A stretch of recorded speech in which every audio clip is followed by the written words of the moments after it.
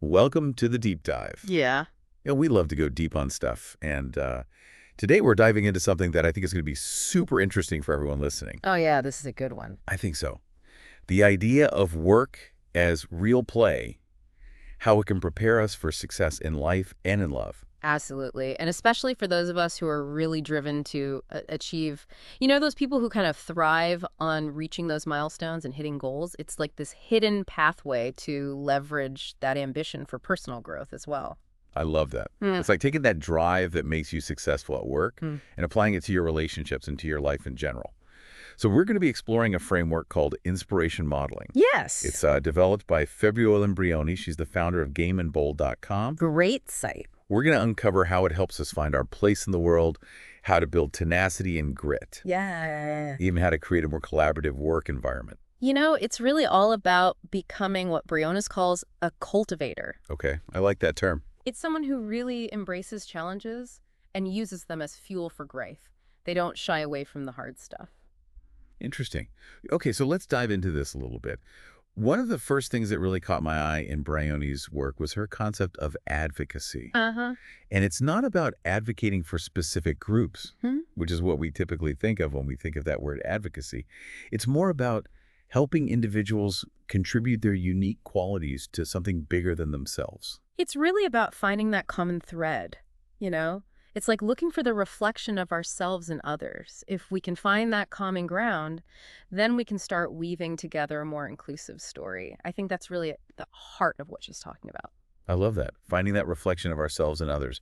And that leads us to this idea of cultivators versus draft dodgers. Hmm. Absolutely. Briones suggests there are these two types of people in what she calls the advocacy worldview. Cultivators, they're drawn to challenges. They see potential where others see risk, and, they get excited about pushing boundaries. They're the ones who say, bring it on. They're not afraid of the unknown. Exactly. Whereas draft dodgers, they tend to shy away from the unknown. Yeah, they fear risk. And because of that fear, they might miss out on some incredible opportunities for growth. It's almost like cultivators are drawn to that seed of possibility, and they're like, okay, I understand that in order for this to grow, I need to nurture it. I need to take care of it. Whereas a draft dodger is just kind of like, oh, that's scary. I don't want to touch it. They only see the thorns, not the rose that could blossom. Okay.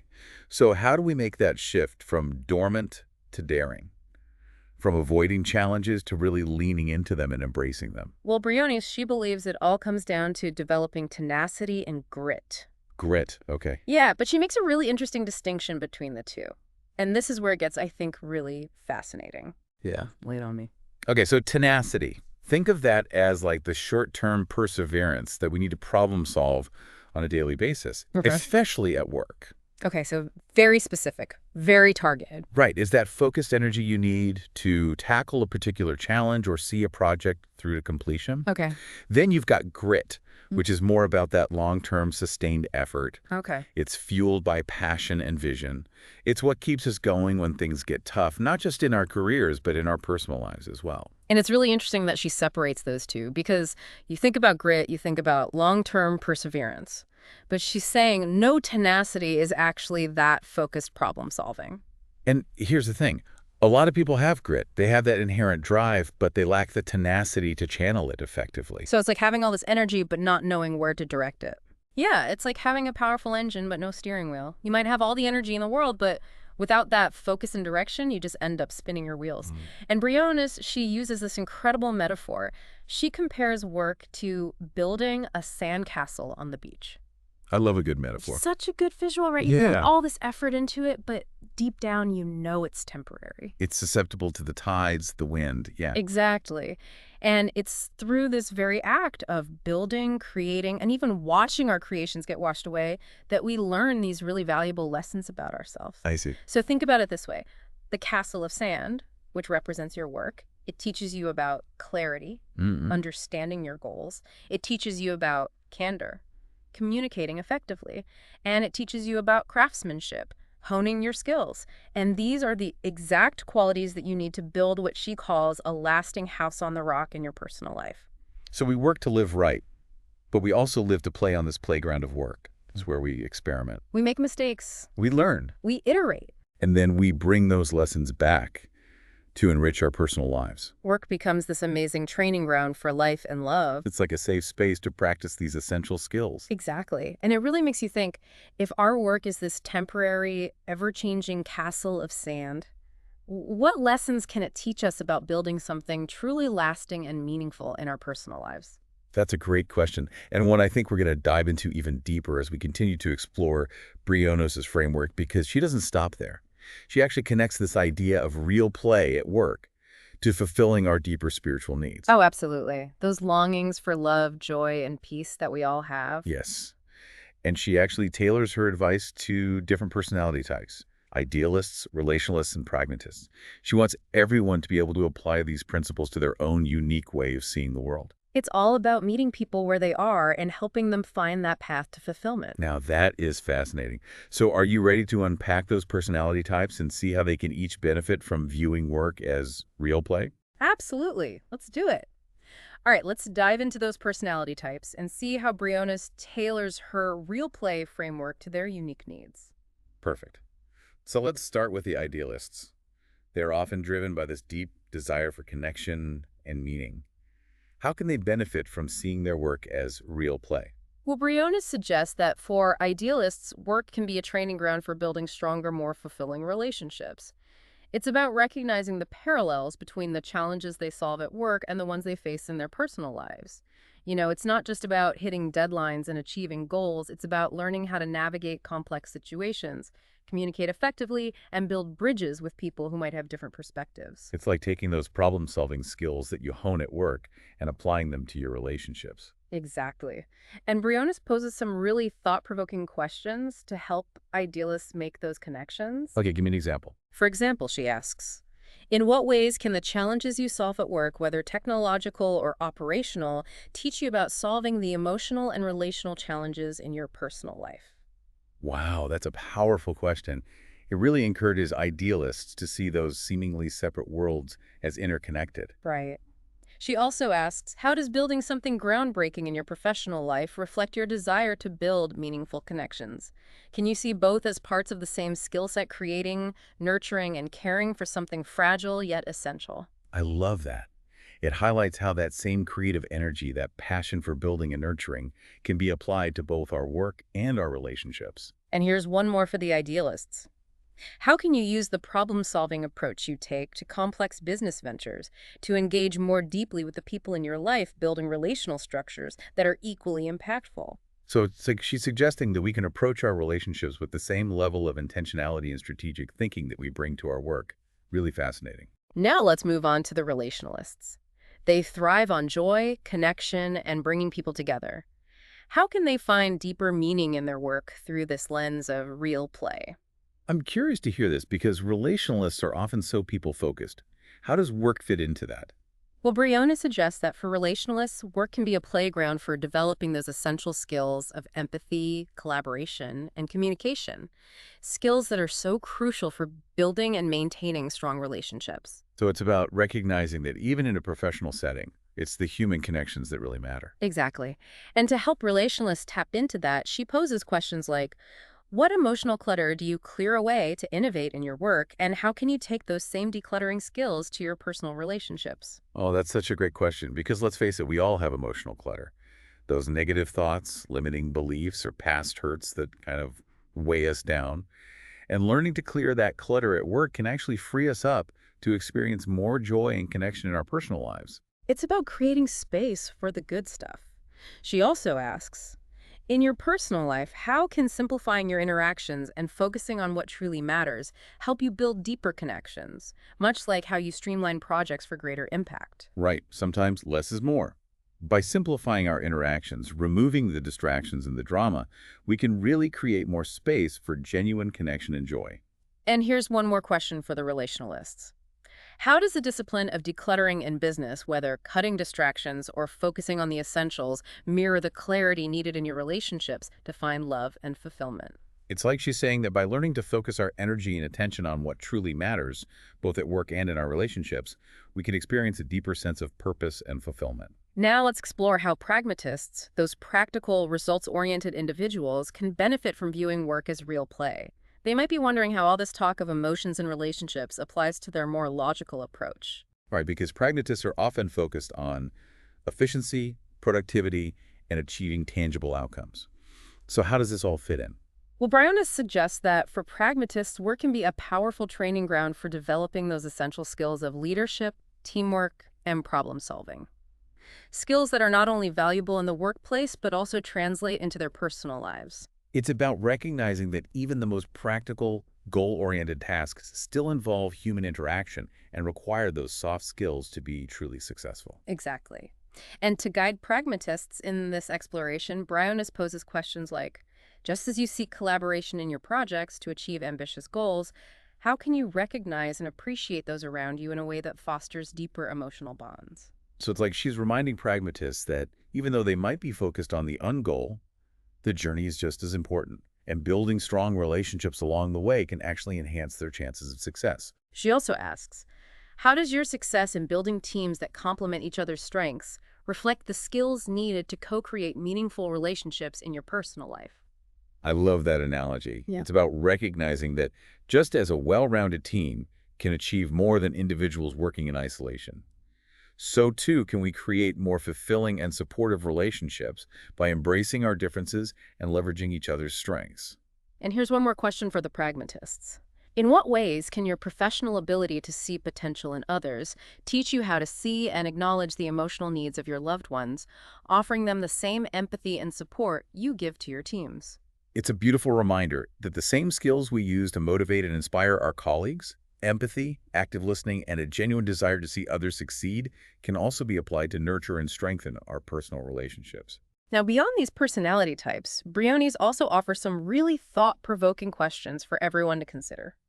Questions that help us bridge the gap between our work lives and our personal lives, recognizing that they are not separate entities, but rather interconnected aspects of our overall well-being. Okay, I'm all ears. Give me an example. One question that really struck me was, in what ways does your drive to build and create in the professional world mirror your deeper desire to build meaningful, lasting relationships in your personal life? It's like she's encouraging us to look beneath the surface, to examine the underlying motivations behind our actions, both at work and in our relationships. What are we truly seeking to create? What legacy do we want to leave behind? Another powerful question she poses is, when a project at work eventually comes to an end, whether through success or failure, how can that process teach you about embracing the natural cycles of creation and loss in your personal relationships? Oh, that's so true. Because just like projects have a beginning, middle, and end, so too do relationships. And learning to embrace those cycles, the highs and the lows, the beginnings and the endings, can actually help us cultivate a greater sense of peace and acceptance in our personal lives. She also asks, how can the success of creating something fragile and temporary at work, like a new product or company, serve as a practice ground for accepting life's transients, teaching you to cherish both your work and relationships in the moment? That's a beautiful reminder that nothing lasts forever. And by learning to appreciate the present moment both in our work and in our relationships, we can experience a deeper sense of gratitude and joy. Here's another one that really made me think. If you consider your work as a castle of sand, which will inevitably collapse, how does that realization help you find more meaning in the real play of life, your relationships, emotional well-being, and personal growth? It's a challenging question, but an important one because it forces us to confront our own mortality and to consider what truly matters most in life. If our professional achievements are ultimately temporary, what are we building that will stand the test of time? And finally, she asks, how does the craftsmanship you develop in business, your attention to detail your vision for the future, teach you about the craftsmanship needed in building a fulfilling personal life? It's like she's saying that the same skills and dedication we apply to our work, the planning, the effort, the commitment to excellence, can also be used to craft a life filled with love, meaning, and purpose. Briones reminds us that true leaders are not just those who achieve professional success, but those who use their experiences, both the triumphs and the failures, to grow as individuals and to inspire those around them. It's about recognizing that work is not simply a means to an end, but an opportunity for personal transformation, a chance to develop those essential qualities that will make us better partners, friends, parents, and human beings. And she believes that startup CEOs, in particular, have a unique opportunity to model this cultivator mindset and to create a work environment that fosters personal growth alongside professional success. It's like they're not just building a company, they're building a community, a space where people feel supported and empowered to bring their whole selves to work. Exactly. And Briones believes that one of the keys to creating this kind of culture is to shift from a transactional mindset to a transformational one. So it's not just about hitting those quarterly goals or securing that next round of funding. It's about creating an environment where employees feel valued, seen, and inspired to grow both professionally and personally. Right. It's about fostering a sense of purpose and meaning that extends beyond the bottom line. And this is where Briones introduces the Co-Creation Commission's 4Rs framework. She believes this framework can be a powerful tool for bridging cultural gaps and creating a more cohesive and innovative work environment. Okay, I'm intrigued. Break down these 4 Rs for me. How do they connect to this idea of real play and cultivating a more fulfilling work experience? The 4Rs stand for reason, reality, risk, and result. They're essentially guiding principles that help leaders create a work culture that embraces creativity, collaboration, and personal growth. They turn work into a kind of real play experience. Okay, I love it. All right, let's take them one by one. What's the first R, reason, all about? Reason is all about unifying the team around a shared vision. It's about ensuring that everyone understands the why behind the work, the purpose that drives their collective efforts.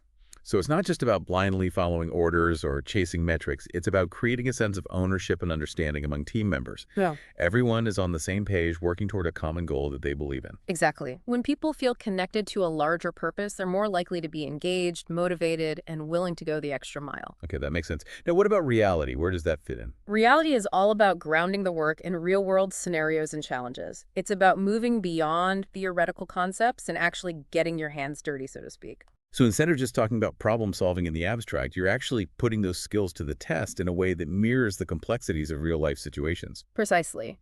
And by doing so, team members develop a deeper understanding of the challenges they face, learn to appreciate different perspectives, and become more adept at finding practical solutions. They start to see how their work has real-world impact. Got it.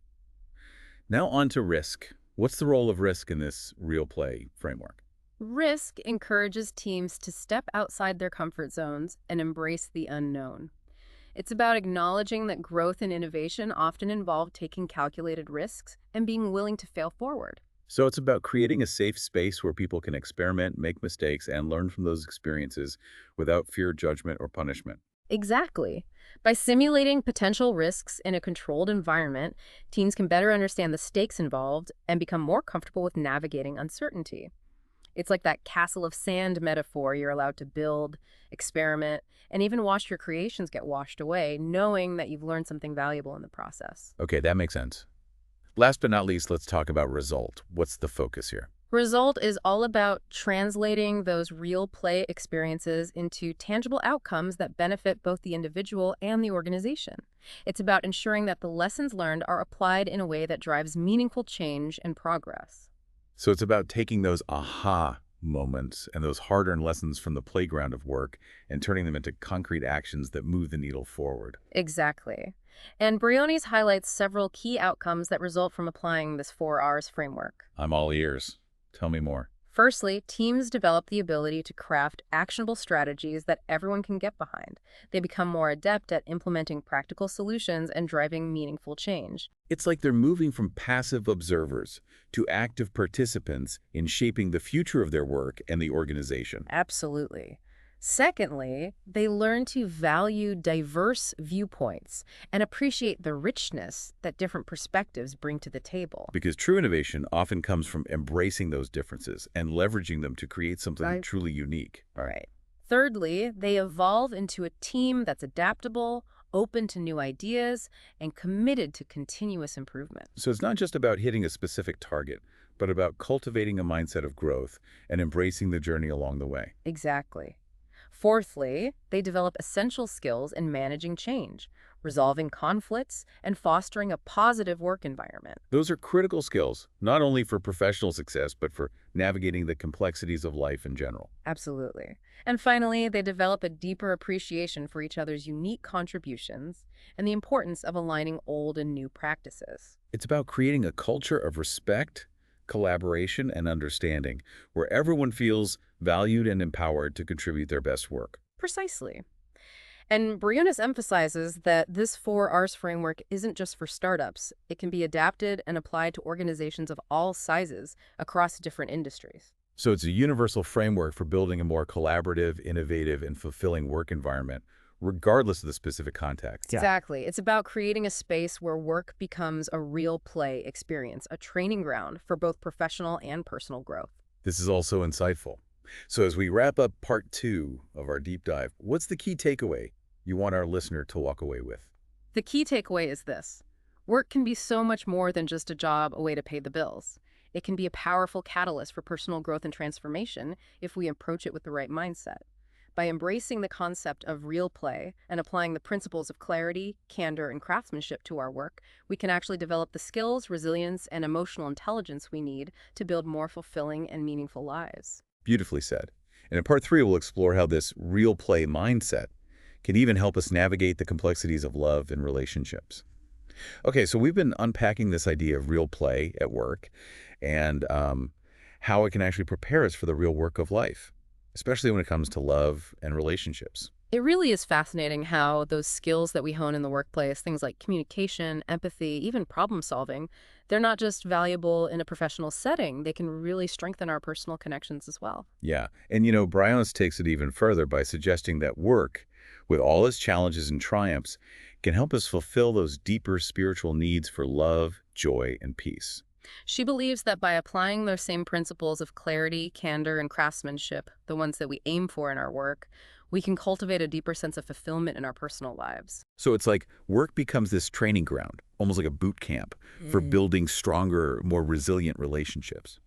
It's where we learn to navigate those inevitable conflicts, communicate effectively, and really create those win-win scenarios that I think lead to greater happiness and connection. Exactly. And remember that metaphor of the sandcastle. Our work might be temporary and ever-changing, but the lessons we learn from building and rebuilding those castles can actually help us create something so much more lasting and meaningful in our personal lives. It's about taking those hard-earned lessons from the playground of work and applying them to the real work of building a fulfilling and joyful life. And I love how Briones actually uses the example of Elon Musk to illustrate this point. Here's a guy who's known for his ambitious professional pursuits, constantly pushing the boundaries of innovation. Right. And yet, Briones suggests that even for someone like Elon Musk, work can be a source of such profound personal growth.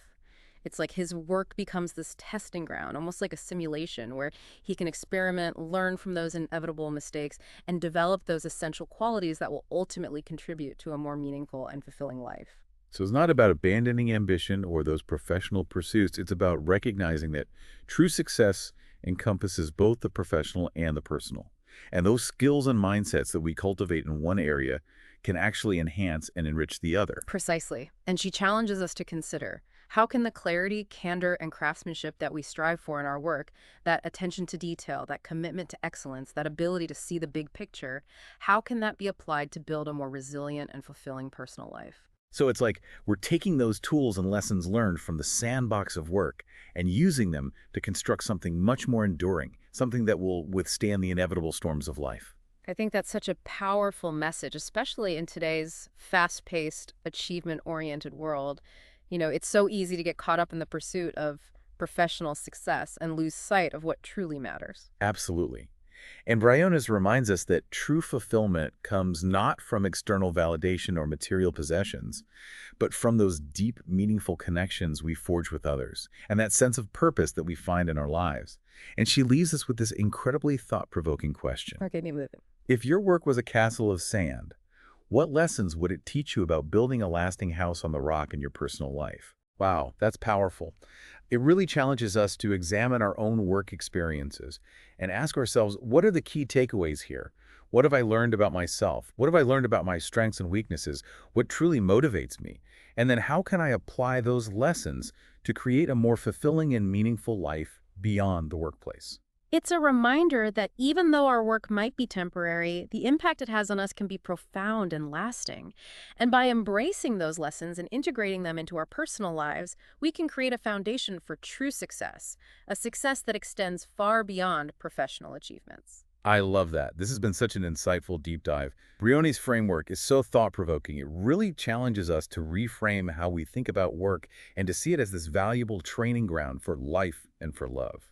It's a reminder that true success isn't just about what we accomplish in our careers, but about the qualities we cultivate and the impact we make on the world around us. So as you go back to your sandcastle of work, remember to take those lessons to heart.